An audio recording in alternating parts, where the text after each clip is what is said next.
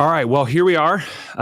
We're making this work. This is great. You're not the first to be doing an interview in the car, and I like the vibe. Thanks so much for being on the Provoke Inspire podcast. Well, thank you for having me, man. It's an honor. I appreciate it. Appreciate it a lot.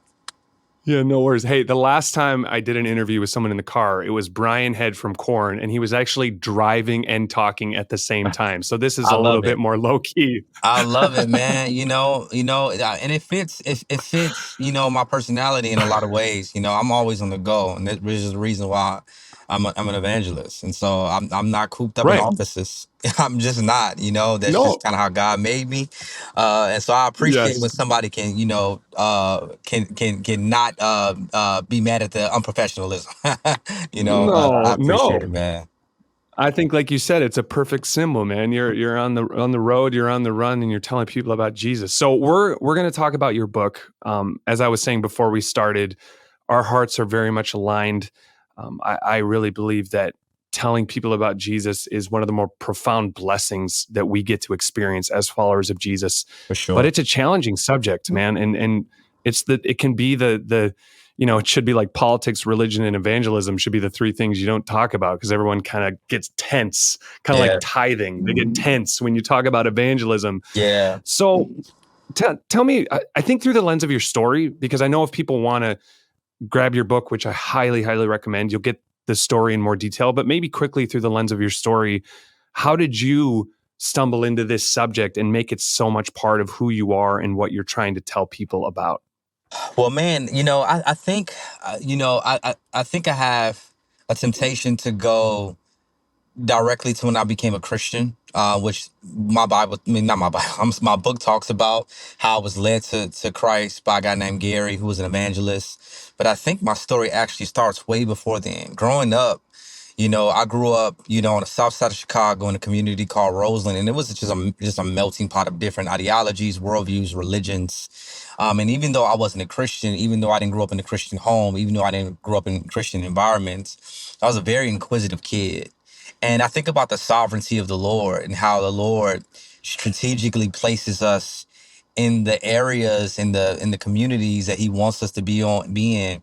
And I think I want to just encourage everybody to know that, man, what God has placed you, your story actually starts there, way before you even come to the knowledge of Christ. That God strategically places us in communities and in areas where the natural giftings can be cultivated in us. And so for me, being a very inquisitive kid, growing up around Hebrew Israelites and Moors and Kemets, these are all Black religions, and then the Nation of Islam, and then we had Jehovah's Witnesses, and then later on we had Mormons, and then later on we had and so like I just was always an inquisitive kid that asked questions. And I saw that served me later on when I gave my life to Christ. A guy named Gary Brown, who was an evangelist, took me under his wing and discipled me for a couple of years. And through Gary's life, I ended up giving my life to Jesus. And so I think with all of that, my background, how I grew up, where I grew up at, and then me being led to the Lord through the life of an evangelist, I think evangelism just became second nature. It just became like a very instinctive thing for me. I didn't fight to do it, and I think that's a lot of the evidence of how we know God has called us to do something. I remember my wife, who's a great Bible teacher, said that when she first became a Christian, she just had this instinctive urge to just teach, whether it was her friends, whether it was her, coworkers. And I think the same thing can be said for me through evangelism. And so I think a lot of it is sovereignty, and I think a lot of it is just God's wiring. The whole conversation about calling is an interesting one, right? Because there's nuance in that, right? Because for sure, I look at someone like you and you're clearly called and uniquely gifted to be an evangelist. And yet some are called to hospitality, generosity, teaching, all these other things. And yet to be a whole, faithful, obedient follower of Jesus, your life needs to include some elements of all of that, right? So how do we not fall into the ditch of going, well, I don't need to evangelize, or that doesn't need to be a part of what I do because it's not my calling. Do you know what I mean? Yeah. Well, one, I think it's very important for us to define what calling is for the believer, right? Because I think every Christian essentially has one calling, right? And which is, that's Matthew 28. Therefore, go make disciples of all nations, baptizing Right. them in the name of the Father, the Son, and the Holy Spirit, teaching them to observe all God has commanded us. And then Jesus tells us, behold, I'll be with you to the end of the age. And so he lets us know that he's with, like, the Holy Spirit is with every believer, and every believer has one call, and that is to go, be faithful, and to produce others like yourselves, right? Go make disciples. I think a lot of times, maybe I think sometimes we confuse calling with vocation, or Sure. what it is that God has us doing in a season. This is the reason why I love the Apostles Paul letter. He never says, I, the Apostle Paul, right? He always says, I, Paul, an apostle of Christ. He never led with his vocation. He led with who he was. And so, Mm. in one season, right, I did poetry a lot. And then in one season I did podcasts where I'm communicating the gospel through conversation with my wife. And then the other season I did evangelism a lot, right? And so primarily when my ministry first started, people knew me primarily as a poet, right? And then podcast, and now evangelism, right? And so it changes, but the Mm. mission, the calling doesn't change. Everything that I've ever done was to make disciples. Mm. Right. And so I think that if we get so caught up in a calling, we might, we might, we might limit ourselves, and we might limit to how God wants to use us in a particular season. Right. Yeah. And so every Christian has a calling and has a demand, I'll even say, to make disciples of all nations, right? And so God has poured out so many gifts unto his people, right? Not only do I have a gift to talk to people on the streets, but I also have a gift of creative writing. I also have a gift to write books. I also have a gift to, communicate the gospel through podcasts and stuff like that. And so however that's done through music or whatever, I think every Christian is called to make disciples. And I think how that looks like changes in different seasons. But I do think that, if you don't have a particular gift of evangelism, I do think that every Christian should be evangelistic, which I Hmm. think might look different, right? Because just because you're not called to do evangelism in the way that I'm called to do it, I don't think that any Christian is called to be a Christian and live a long life, as a Christian, and not share the gospel with anybody, right? Right. Maybe you're called to give the gospel to only your family members, and that's okay. Maybe you're Right. called to give the gospel to that coworker that you've been working with for a year and a half, and she's a Muslim, and God just wants you to tell her or him your testimony. Sure. That's evangelistic, right? And so, I think people need to be freed up with knowing that your evangelism doesn't have to look like the evangelist that you follow. That Yeah. if God has uniquely made all of us, he's going to use us how he has uniquely made us. That if he Right. made us all different, our evangelism doesn't have to look the same, right? It does a disservice, right? Right. And so one thing that I've learned in my evangelism is, I don't expect my wife to make disciples like I make disciples, because she's not made Sure. like me, right? But I do think that evangelism is less about being fearless before men than it is being obedient to God. I think it's about obedience more than it is fearlessness. When God gets our yes, whenever he wants us to be evangelistic, the world will experience our boldness, and the world will experience our evangelism. Hmm. You address a lot of this in the book, but what do you think some of the self-imposed barriers or misconceptions or just errors in approach and technique that we have been guilty of in the church that have just muddied the waters, that have complicated what evangelism is? I mean, just Yeah. even off the top of my head, you kind of alluded to this in the beginning, but I would say one of the bigger ones, and you have, I'm sure, a big list, is narrowing evangelism to this one moment. Like, I'm on the streets and I've got my gospel track. That's evangelism, as opposed to the holistic thing that it is. So Yeah. what would you say are some of the things that we need to kind of educate ourselves on so that we can approach evangelism in a more effective way? Yeah. Like, I think it's so much. I don't want to take up the whole podcast answering this one question. I think it's so much. One, I think when we think about evangelism, we automatically think that we have to go up to strangers and talk to strangers. And so you have the Sure. introverted person saying, that's just not my thing. Well, listen, That's not my wife's things. That's not my wife's thing either. I told this story in the book. I'm in the airport. We're leaving Virginia. Me and my wife. I see two Jehovah's Witnesses in the airport with a stand. Me, because of the way I'm wired, right? God has wired me and prepared me to go have conversations, hard conversations with Jehovah's Witnesses. I know how to disarm them, all the things. My wife is a very introvert. So I said, I'm about to go speak to these Jehovah's Witnesses. She said, okay, I'm about to go get us something to eat. Peace. And she just left me, right? I did not feel the need to be like, no, you know the gospel too. Come along with me. No, Yeah. right? But Yeah. after I got done with the conversation with the Jehovah's Witnesses, I went to the restaurant where my wife was at the airport, and I walk in the airport, and she has our head bowed with the waitress, praying with the waitress. Hmm. After the conversation, I said, how did this happen? She said, well, she asked me who I'm ordering food for. I said, my husband. She said, where's your husband? My husband is over there talking to the Jehovah's Witnesses. And she responds and says, I used to be a Jehovah's Witness, and they excommunicated me, and I've been done with religion ever since. Yeah. Wow. So notice how my wife did not pursue a conversation, but she didn't avoid one when God laid one on her lap. Right? Yeah. And Yeah. so I think we're afraid of evangelism because we think evangelism has to look like how I approached it, and Yeah. not how God gave it to Jackie. Right. And so even though she's an introverted person, God knows how he has made her, and God gave her opportunity to do something that I pursue. I pursue those Mm. opportunities. Right. And so God will give you the opportunities for you to be evangelistic how he has uniquely made you. So I think having this idea that your evangelism has to look one way, I think we do a disservice to how God has made us all unique. Right. I think that's the one thing that I'll say.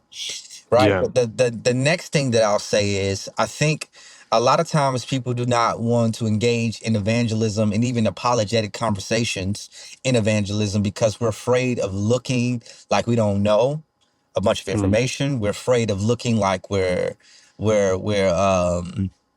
not equipped or not smart. And I do think that evangelism and apologetics, it is not about being the smartest, it is about being the most faithful. Mm. Like God is looking for a faithful heart, not the most knowledgeable heart. Because you can have all the knowledge in the world, but if you don't have a heart for people and a heart for God, and you're not faithful to Him, you won't be used. Mm. I used to lead an evangelism team with one of the largest conferences in the country called the Legacy Disciple Conference. I mean, one year, we had Lecrae, John Piper, Francis Chan, like all of these great people. My pastor is the one who actually created the conference. And the last 3 days, of the conference, the last day of the 3-day conference, we would go out in the community, have an outdoor concert, and then we would go out in the community and give the gospel to people. Cool. I was over that team, right? And so I was, I did, evangelism workshops throughout the conference, and so people who was in my workshop, which was a lot of people, were able to go out with me the last day and give the gospel. Do you know all of the people that I've ever had in that evangelism day meeting or whatever we would do? The people who gave me the most problems were people who were in seminary or who just finished seminary. Yeah, it didn't surprise me at all. Right? Now, what I'm not doing is I'm not knocking knowledge, and I'm not knocking Yeah. systematic theology. I'm not knocking didactic information. All of these things are fruitful. The Bible tells us that his people perish because of a lack of knowledge. But I Yeah. do think that if we find our identity in the information we know and not the God that we know, we'll treat people like projects and not image bearers. And Yeah. and Wow. and I think, that's what makes people ineffective in evangelism, is because they're more fixated on the knowledge. And I also think focusing on knowledge makes other people afraid. And it's like, no, like we need to, like, you need to learn people you need to love people more than you love information. Yeah. And if we love people more than we love information, and if we have the gospel, and if we know the gospel, you will always be able to serve people out in the streets. I think that's what I wanted people to understand with the book more than anything. Like if you know John 3:16, if you know that Jesus has saved you, if you know that God has rescued you out of a place of darkness and brought you into his marvelous light, there is always going to be a way for you to give the gospel to people who are in the world. And so don't focus on what you don't know, but be faithful with what you do know. And so I think that's something that I'll love to stress. And then also too, I think the last thing, I know I told you this is gonna take a long time. No, you're good, man. This is the heart, man. This is the heart of what we're talking about. It's good. The last thing that I'll say is,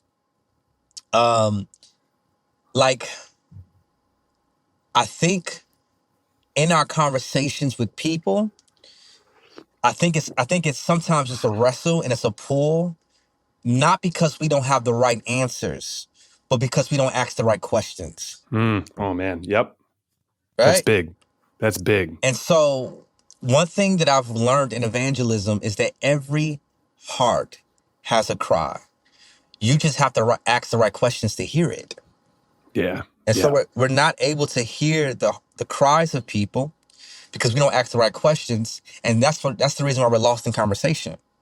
But if you ask the right questions, people will teach you how to serve them. They'll literally tell you what they need. And now when they tell you what they need, now you have a framework to give them. And so a lot of times we're afraid because we're looking for the right answer. We're looking for the right answer. We're looking for the right answer.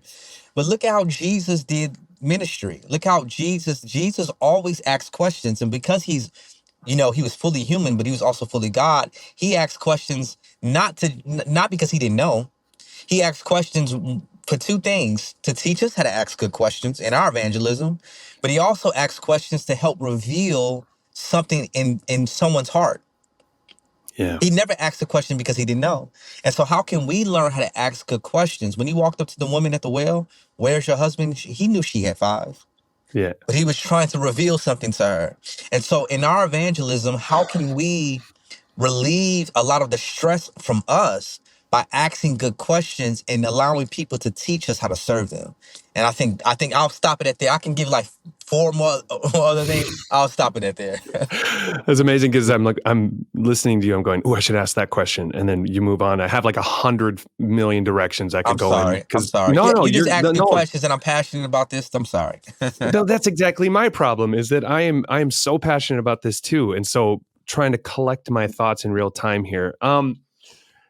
The thing about questions, I think, is so critical. And I think part of what you said is it's more about allowing your questions to draw out that cry of their heart. So it's less about what you're necessarily imparting to them, at least initially, and it's more about giving them an opportunity to almost reveal to themselves the substance of the questions their heart is asking. Absolutely. Which is a crazy thing, right? And but even going further back than that, like you said, you know what's always relevant?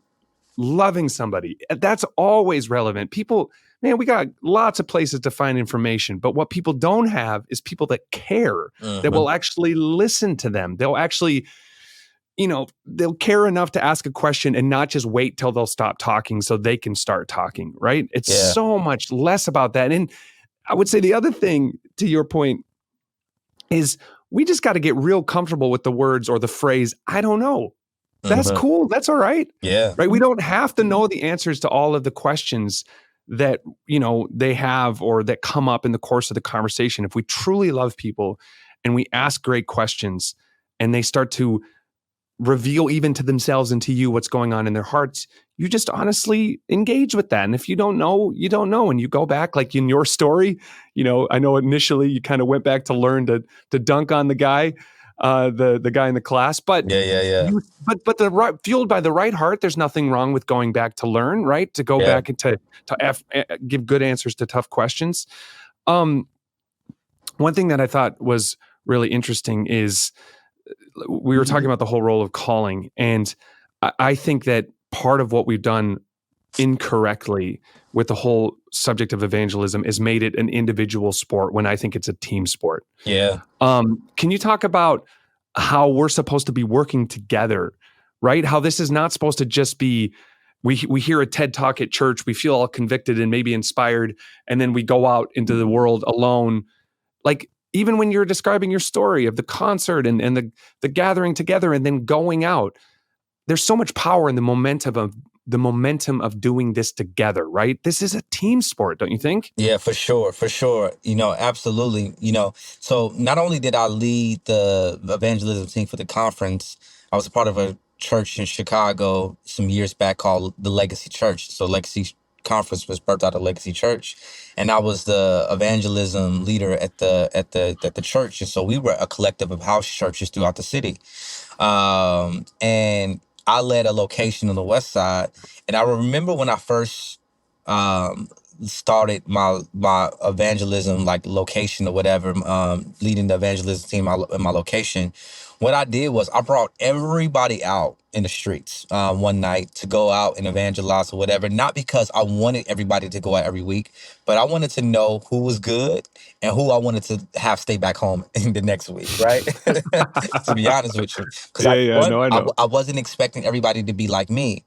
But when I first started this, church location, I wanted to see who had the gift of hospitality. I wanted to see who had the gift of, Right. evangelism, who had the gift of teaching, yada, yada, yada, personality types, all of these things, so that we as a church can serve the community best with how and we can serve the community best if we're all walking in how God has uniquely Absolutely. made of all of us, right? And so what we would do is me and a couple other guys and girls who loved evangelism, we would go out in the streets and talk, right? And then what we would do is we would point people back to our house, which was our church, and we'd say, "There's people waiting for you. That's cooking hot dogs, that's cooking hamburgers. Go back." And so those people were way more comfortable with receiving these Yeah. people than going out, right? Because the Bible is going to have some people fish. Not the Bible. I'm sorry. God is going to have some people fish, and God is going to have other people prepare the fish, and God is going to have other people serve the fish, right? And so everybody is not called to go out and catch it, right? Some No. people are called to prepare it. Some people are called to serve it. And so my wife was way better at hospitality than she was going out. But all Right. of that is discipleship making. Yeah. Right? We had people come to faith not because of what we did alone, but because of how Christians loved them once they came to the church. Right. You know what I'm saying? And so, like, for me, I suck at hospitality. I literally suck at it. Like, my wife would be like, "Yo, did you offer them?" I'm like, "Oh yeah, I just want to talk to them," But it's just like, no, Yeah. like you have to give them clean pillowcases, Preston. Like you have to make them feel at home. But I Yeah. suck at that, right? But it's just Yeah. like, what good do we do to the people that we bring outside from the church into the church if we don't love them well when they actually get inside of the building? Of And course. so this is the reason why it is a team effort, Yes. right? Yeah. That God wants to use the whole body to go out and make disciples, right? Notice how in Matthew 28 it says, "Therefore go make disciples," which means there's a process, Correct. right? We Yeah. want to microwave disciples. Right? We don't want to home cook. Like, no, it lets us know that it's work that needs to be done, and the whole church needs to be involved in this work, not just Yeah. the evangelists, Right. right? And so I think we have to know that we have to be a team. Yeah, and it has it's negative in two directions if we don't get it right, because if we get it wrong in this way, not only do we isolate the evangelists when they could use the help of the body, right? But they're on their own, these solo, rogue door-to-door salesman type of evangelists, when really I think in community it can be much stronger, and it can lead to discipleship, and it can lead to care, and it can lead to someone actually coming back and finding a community in the church. So you have that. And then on the other end, you sort of bring the spirit of condemnation and ostracization to the rest of the body, that they're never going to be the street evangelists, but they feel like if I don't fit in that box, then I don't have a role to play. So it's kind of this double-edged sword of the negative impact it can have when we don't properly place evangelism into the larger context of a team. I mean, just for me personally, so I'm not a extrovert in the conventional sense. I love deep conversations, but I'm terrified of starting them. Yeah. And so, like, if I can get past that initial thing, and so one of the things we do in our mission is we'll do a lot of street interviews, because I think they're great ways to have gospel conversations, right? Because Yeah, for essentially sure. it's just asking questions. So even tomorrow, we're going back onto the big university in my city, University of Minnesota, and we're going to ask all the students questions, worldview questions about, what's the meaning of life, and what do you think of God, and what's the barrier to belief, and all these different things. But man, I hate starting those conversations. So I got a friend who's my videographer, who's like one of those weird people, probably like you, Yeah. who's not terrified of that at all. And so I say to him, all right, look, we have two roles. You start the conversation and then I'll jump in. And so it's like this great partnership. And That's like, good. it doesn't, I'm a bit more of the guy who loves the apologetics and the answering the tough questions. And that's not him. Yeah. But man, he's like a Labrador. That guy could start a relationship with anybody. That's good. And so it's this beautiful thing that we've created where it's like, we know our roles and it works so well together. And I feel like so many people would be freed if they could know themselves and then surround themselves with people that are not like them. That's very similar to how me and my wife works, very similar. Yeah. Yeah. So like one of the interesting things though in all of this, because we've talked a lot about calling, and that's fair, but evangelism is also hard. And not only is it hard, it's risky. Like even this thing tomorrow, man, like I'm having all the lies in my head, like, oh, maybe I'm too busy. Oh, maybe the weather will be bad. Maybe I shouldn't go. Like, there is a challenging element to stepping out, taking that risk, even in confronting strangers when it's beyond my comfort zone. Where is the role, even for someone maybe not called, in terms of what that does to stretch their faith? You know what I mean? Where is it where we lean into the difficulty of doing something we're not comfortable with? Because I don't know about you, but for me, some of the greatest growth in my faith has been putting myself in positions I'm not good at. Like you see in the Bible, right? God using ill-equipped people to do things that don't even make sense for them. Yeah. Where, to counterbalance this a little bit, what is the role of risk taking and pushing beyond our comfort zone, both for the fruit that it can produce, but also what it can do in my own life? Yeah. One, I think that every Christian should have a prayer, and I'll even, risk making it hard claim that I feel like every Christian should have this prayer with saying, God, allow me to love your glory more than my own comfort. I do think that God is not calling us to be comfortable, but he's calling us to be faithful. Yeah. And I do think that when we obey, we will actually understand that. Oh, you're back. Sorry, you cut out. Did I leave? Yeah, you left for a second, and then now you're back though. So I'm not sure where you cut out, but if you could back up maybe 30 seconds, you're on a great roll there. Yeah. I was saying that I think that if we learn how to obey and learn that if God gets our yes, that we'll actually start to love the thing that we're afraid of. Right? Because God knows what's best for us. God said he'll never put more on us than we can bear. And we actually don't know what we are called to do. Like the God of the universe actually knows more than us. Right? And so if he's calling you to do it, not only is he telling you to be uncomfortable at the moment, but you have to have faith to know that you won't always be uncomfortable with it. Does that make sense? Absolutely. Like you'll grow to love the thing that God called you to do because he knows you more than you even know yourself. Yeah. And so I was terrified of public speaking. Yeah. Literally terrified of it. I did not think that I had a gift in creative writing and think that I would be a spoken word poetry, but my grandmother told my mom, when I was 4 years old, that, God has given her like a dream that the Lord will use me in creative ways to teach people the gospel all over the world. And she told me that my whole life, even when I was getting arrested, even when I was getting in trouble, she just reminded me of that my whole life, and so God had a plan for me even when I didn't see it for myself. And so just trust the faithfulness of God, trust the wisdom of God, trust the all-knowingness of God. He just knows better than us. He just knows better. Yeah, we have similar stories. I still can remember the first time I had to give a speech when I was 13.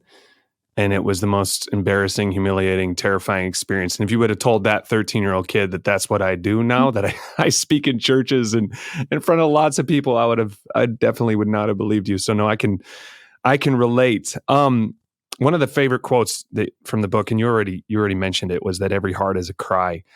And I'm so convinced of this. I'm so convinced that there is this spiritual longing and hunger inside of every human being. That's part of how they were made. And whether someone acknowledges the source of that longing, whether they've found the source of it or not, that doesn't mean it's not there. In fact, I know it's there. And it's why we talked about asking great questions to unlock it. What in your mind are the cries on people's hearts right now? Like what are the things that people are really wrestling with? And as you have these conversations, what are you finding again and again that people are really burdened by, and how can we use that to point people to Jesus? Yeah, I think people are really hurt by the church. Okay. Yeah. I think people are really hurt by the church. I mean, you have people who are in the African American context who feels like the church doesn't care about what, Black people go through as a people. Yeah. And so you have that aspect of like, man, like, in the African American communities, I often get, I can't listen to you because how can you do church with people who don't care about you as a person? So I have to break down that wall of hostility and those lies, Yeah. and let them know that no, God's people is a diverse group of people, and don't let these certain religions and like teach you lies about all of God's people that isn't true, right? And so I think, Yeah. but you have just you know, other people who are just hurt by, how the church has failed them. They have this misconception about the church that the church is abusive, and that because the church is abusive, a lot of people think that God is abusive. And so, you have people who are afraid. It's not just mere rebellion that makes people reject God, but I think people and the enemy, the devil, has convinced people that God is this moral monster, that God doesn't care about people, right? And so that's the reason why I think that they need to see Christians display a truth, but at the same time, a grace to them that they didn't see in the past. And so I think a lot of our evangelism has to be done with correcting a lot of the wrong mistreatment that maybe they experience in a lot of bad church experiences or from bad Christians. So I Hmm. think a lot of people have hurt from the church. I think that when we can start restoring Hmm. the image of God's people, I think people will give God a second chance. Yeah. And so a lot of times people reject God because they've been hurt by His people, and so Right. a lot of people won't even accept God if they don't see His people, walking in the love of Christ. Right. And then I just think that a lot of people they're just cool on God. They just are rebellious people, and we all have this innate um you know um inclination to be our own God. We want to be our own God. We want to Yes. be the author of our own faith. And so you got a lot of people out there who are just attacking God's church because they don't want to attack God. And so it's just a Yeah. cover up. Like you really hate God, right? But it's more convenient to, like, as a matter of fact, every Christian that I knew that became an atheist, it first started off with them attacking the church, attacking the church, attacking the church, because they didn't want to just come out. They didn't have the courage to come out and say, I don't want to rock with God anymore. God makes me feel Yeah. uncomfortable. God makes me give up the things that I don't want Right. to give up. And so it's more convenient to attack His people, so I can be cool on the things of God. And I think that's also a cry. It's like you're struggling with loving your idols more than God, and you're trying to escape guilt, right? Because you don't want to feel guilty, but in a lot of ways you are guilty. And so how can Christians meet them with truth, but also an empathy that says, man, we all struggle with loving idols more than we love God. How can Yeah. I help you see this flaw in your heart? And how can I help you work through it, right? How can I help you see that God is actually better than the idols that you want? Hmm. Right. And so I Yeah. think I think those are some of the deepest cries in people's heart. People who reject the church because God and the church because of the way Christians treated them, and people who are just cool on God just because they love their idols more than they love God. And how can Yeah. we in our evangelism show them, man, that God is actually worth way more than the idols that we Yeah. want. Yeah. One of the challenges I think we face today is this distrust of institutional religion because of a lot of what you said, hurt, hypocrisy of believers. But there is what I would, from my perception and from the studies I've read and looking around, there seems to be a rise in interest in spirituality. So you have Mhm. this weird mix, right? Where it's like, nah, that whole God thing, institution, no, you don't need to name it, don't need to define it, don't give me the church of the past. But spirituality, yeah, that's cool. Like whatever you want to believe, whatever. It's this kind of vague spirituality. I've been Yeah. really on this mission to try to come up with great answers to that one because I'm running into that one again and again and again. How would you, if you're coming up to me on the streets and you say, you're asking good questions, we start to get in a cool gospel conversation, and I stop you and say, yeah, that's cool. You're into God and Jesus and the Bible, but I'm into some sort of higher power, but that's as far as I'm willing to go. What do you say to me? Yeah, for sure. That's a very good question. Well, one, I've had these conversations many times with agnostics, atheists, New Age religions, Right. people. Like, and essentially, what it is this syncretism. It's this merging of different ideologies, religions, worldviews, and saying, almost like the monk religion, that says we can pull from Christianity, we can pull from Buddhism, and we don't Right. have to have a certain God that we follow only, right? But Jesus lets us know that I'm the way, the truth, and the life, that no man comes to the Father except by me, right? And what's crazy is a lot of these people um, who dibble and dabble in all of these religions, most of all of these religions, whether it's the monk religion, whether that's Jehovah's Witnesses, whether that's, Hebrew Israelism, whether that's, Mormonism, they all point to Jesus. But when we look in the scripture, we see that Jesus says he doesn't point to any of them. He doesn't point to any of these religions. He points to Right. himself.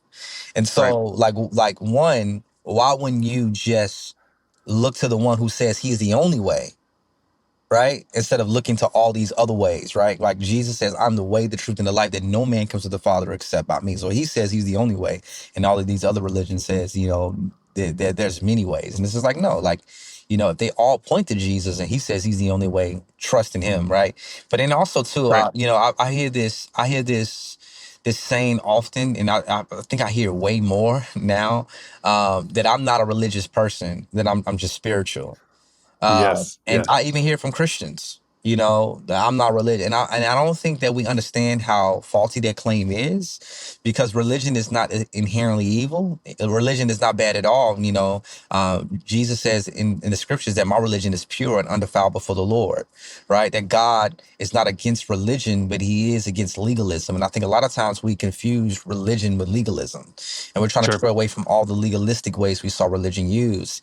And I think it's a danger even when Christians use this phrase, because when we go out in the world, like you said, we see that the New Age religion, or people from the New Age religion who worship the moon and the rocks and the stars, they say I'm religious, and so I'm spiritual. I mean, what they Yeah. essentially saying is I want to do spiritual things that will leave me. That will give me an excuse to not serve one God who tells me to submit my desires, my life to Him, right? But in actuality, we're all spiritual people. But what religion does, the religion gives us a guideline to know how we can serve the real God. Right. Right. So religion is a system with practices, teachings, worship, and laws. Right. And so like how can we know the right God to serve if we don't have a religion that tells us this is the right God? Right. This is the right God. This God tells us to honor him and him alone, right? And so he's not telling us to be legalistic, but he is giving us a religion that is pure. Now, what the Pharisees did was the Pharisees came and they defiled religion. They put rules on God's pure religion, right? And they distorted it.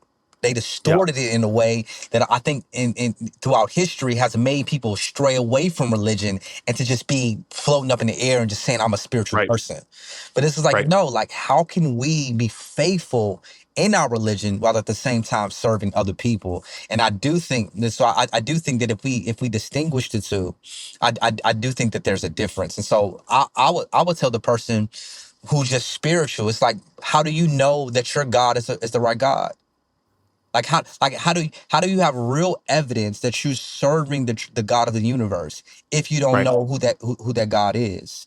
If Right. there's one God, there's only one truth, right? And if there is one truth, how can you make a moral justification for anything that you claim, right? Mm-hmm. I have a Mm-hmm. I have a I have a meaningful justification for anything that I claim is Right. morally right because I know the God that I serve. And so a lot of these people out here that's who's just serving any kind of God, they have a lot of moral claims. But where do you get your moral claim from if you don't have one God that has one standard? The Christian Yeah. worldview is the only thing that gives us a meaningful justification to appeal to a moral standard. You have Yeah. no moral Yeah. standard, right? They have No. no moral standard. The person out there who's saying that they're spiritual and they're saying that we can serve any God out there. It's like, how can you say that the God you serve trumps the God that I serve? Right. Where do you get your Right. moral standard from? And so I think asking good questions like that will help expose a lot of flaws in people's worldview. And I think it will point to know if is one God, he has one standard, and we have to submit to him. He doesn't have to submit to us. Absolutely. Yeah, no, that's great. I think I also like approaching that question by sort of unmasking the supposed humility of that position, right? Yes. Because what people are saying when they say that is, look, I think all religions are either true or untrue, essentially is what they're saying. I think all versions of spirituality, or at least any specified version of spirituality is untrue. And the arrogance of that, whether they realize it or not, is they're basically saying, my spiritual position is that all of your spiritual positions are wrong and mine is right. Yeah, That's no absolutely. less arrogant. That's no less exclusive than just saying one religion is right or wrong. And so Yeah. getting people to go, look, we gotta do away with these immature notions of exclusive and inclusive. Everyone excludes something. Yes. Every claim by definition, by logical definition, will exclude another claim. It's impossible. That's So good. let's get away with that. And let's redefine inclusive as I will love and respect anyone regardless of their beliefs. Yeah. That's inclusive. I will true inclusion is, do I respect and love those I disagree with? Yes. That's fine. That's Yeah. Jesus. But let's do away with the silly notion that there is no truth except, oh wait, the truth, I'm saying that there is no truth. Yeah. So getting people to get onto that level playing field, and then like you said, go, look, let's just, if you're open-minded enough to pursue truth wherever it leads, look at Jesus. Yeah. Because he's either, like C.S. Lewis claimed, he's either a liar, a lunatic, or a savior, and he said he was the only way. So examine him honestly with an open heart, And and if you find him to be true, then you got to go where it leads if you're being an honest person. absolutely. And one of the things I've noticed just in evangelizing for all these years is that, man, I've often heard the world accuse the church of being abusive. But if we're Sure. honest, the world is way more abusive than the church is. They try Yeah. to bully us to conform to their way of thinking way more than we try to convince them to conform to ours, Correct. right? And I heard, I think it was Paul Washer who said the world will hypocritically applaud any man who claim he is the seeker of truth, but they will call for a public execution for any man who claim he has found it. And I Yeah. thought that was I thought that was an amazing quote because it's so Yeah. true.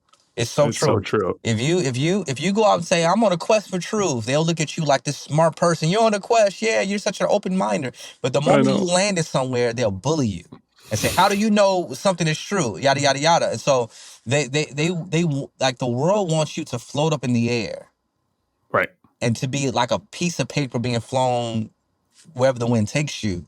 But the moment you land somewhere and stand on it, they'll bully you to say, man, you're oppressive in this. And it's Right. just Right. reverse. It's just a reverse manipulation. It's like, no, Yeah. no, I'm not oppressive.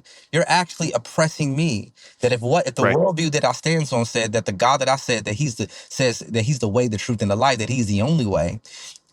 You cannot bully me to say that he's not the only way. Right. That's what I believe, right? Right. And so, yeah. But it's back to your fundamental premise, which is that truly the motivating drive behind spiritual ambiguity is a desire to remain God myself. Yes. Because then I can borrow from all of the sort of benefits of a worldview that offers me meaning and morality and hope and future, without any of the trappings that are then require me to conform or submit or surrender. So really, it's nothing new, right? It's just vague spirituality is a cover for personal deity. That's all it really is in the end. You're talking good. You're Yeah, talking that's all good. it is. Yep. Look, I could go on with you for 3 hours. I want to respect your time. I love this conversation. I love your heart on this, and I feel like I could learn so much from you. But I'll wrap it up there. But man, thank you. Thank you for writing this book. Thank you for the example that you're setting. I believe it's really God, the whole desire to use art and music for the purposes of evangelism. Follow that, because I think you're supposed to do that. And we need more voices like yours out there. And so appreciate you. And I know that those listening will as well. Get the book. Seriously, if you haven't already, what's wrong with you? Get the book, How to Tell the Truth, the story of how God saved me to win hearts, not just arguments.